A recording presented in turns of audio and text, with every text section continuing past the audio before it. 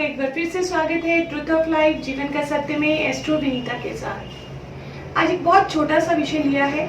बात करेंगे अधिक मास की, एक विशेष मास जो प्रत्येक 3 वर्ष बाद आता है।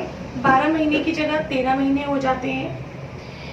प्रत्येक वर्ष जब पितृपक्ष खत्म होता है, पितृपक्ष की समाप्ति होती है, तो साथ में ही नवरात्रि शुरू हो जाते हैं, शुभ दिन शुरू हो जाते हैं, लोगों के घरों में मंगल कार्य स्टार्ट हो जाते हैं, त्योहारों की तरह दिन स्टार्ट होते हैं। पर इस बार जब पितृपक्ष 17 तारीख को समाप्त होने जा रहा है, तो 18 सितंबर से लेके 16 अक्टूबर तक अधिक मास रहेगा।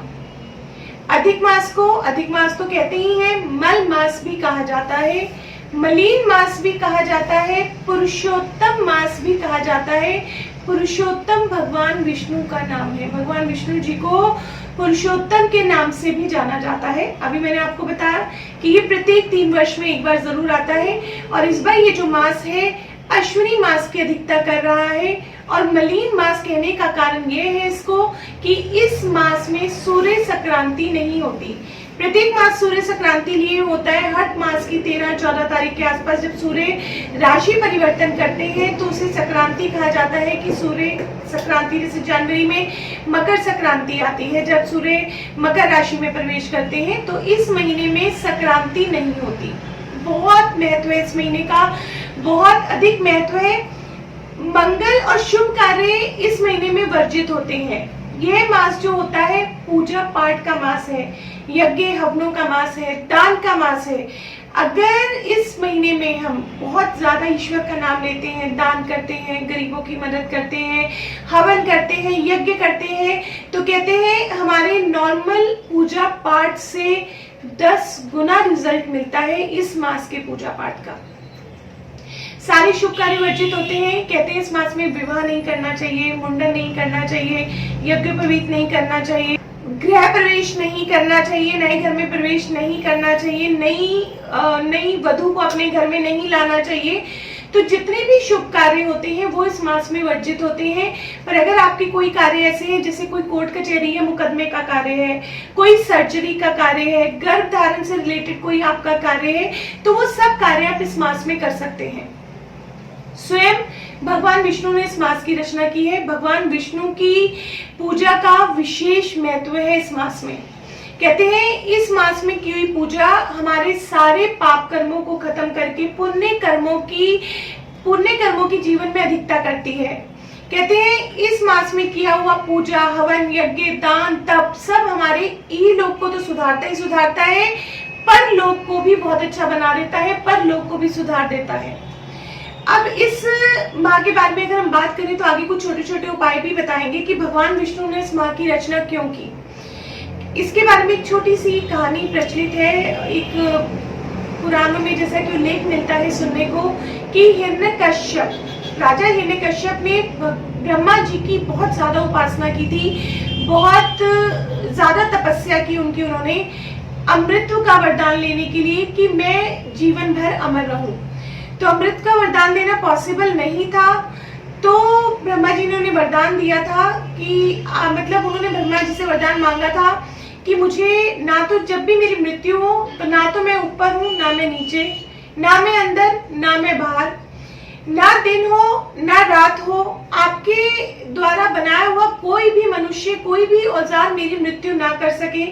इन 12 महीनों में से कोई महीना भी ना हो, कोई ऋतु भी ना हो।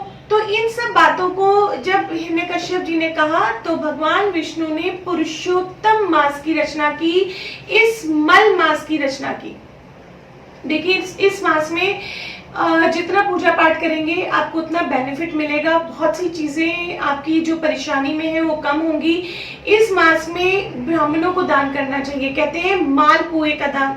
मालपुआ एक मिठाई होती है, मीठा होता है। अगर आप इस मास में ब्राह्मणों को मालपुए का दान करते हैं तो अति शुभ है। ब्राह्मणों को वस्त्रों का दान कीजिए। आदर से ब्राह्मणों को पीले वस्त्रों का आप दान कर सकते हैं। गोदान के लिए भी ये महीना बहुत अच्छा होता है। जिन लोगों को गाय का दान करना है इस महीने में ब्राह्मणों को दान कीजिए गाय का, तो आपको बहुत अधिक शुभ मिलेगा। गाय को चारा खिलाइए। कहते हैं अगर किसी की कुंडली में बुध शुभ है, शुक्र शुभ है, तो गाय को बुधवार के दिन चारा खिलाए। तो इस महीने में भी गाय को हरा चारा खिलाने का बहुत अधिक महत्व है।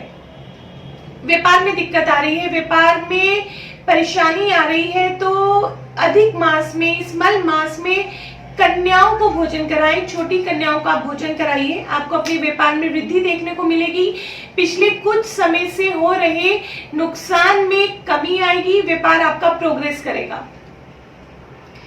इस मास में आप भगवान राम की पूजा कीजिए। कहते हैं शिव पुराण का पाठ करना चाहिए, विष्णु सहस्त्र नाम का पाठ करना चाहिए, ओम नमो भगवते वासुदेवाय इस मंत्र का जाप करना चाहिए, भगवान कृष्ण की पूजा करनी चाहिए।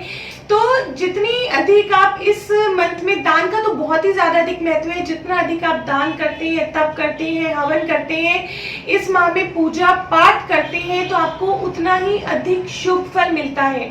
अधिक मास की कथा सुनिए, उससे भी बहुत शुभ मिलता है। पुण्य कर्म कीजिए, किसी का बुरा मत कीजिए, सबका हित कीजिए इस मास में।